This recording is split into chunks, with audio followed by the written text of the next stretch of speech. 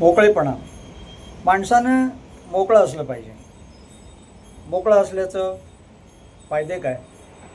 मनुष्य जन्माला येतो, तो जरी एकटा असला तरी तो समाजात राहत असतो, इतर लोकांबरोबर राहत असतो आणि त्यांच्याकडे आपण मोकळेपणाने बोललं पाहिजे, वागलं पाहिजे. मोकळेपणाचा फायदा काय? तर तुमचं स्ट्रेस रिलीज होतो, तुमचं प्रेशर रिलीज होतं. तुम्ही मनातल्या मनात जे दाबून ठेवता, कुढत बसता, ते मोकळेपणाने दूर होतं. आणि मोकळेपणा किंवा मोकळेपणानं बोलणं हे कोणाबरोबर करावं?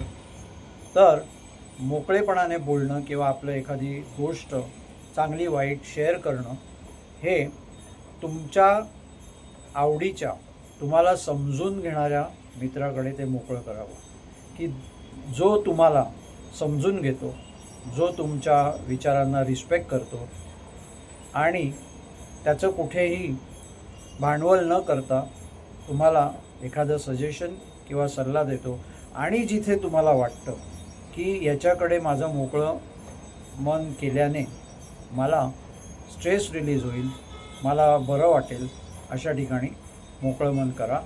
पण नेहमी मोकळे वागा, मोकळे जगा आणि मोकळेपणाने तुमच्या भावना शेअर करा.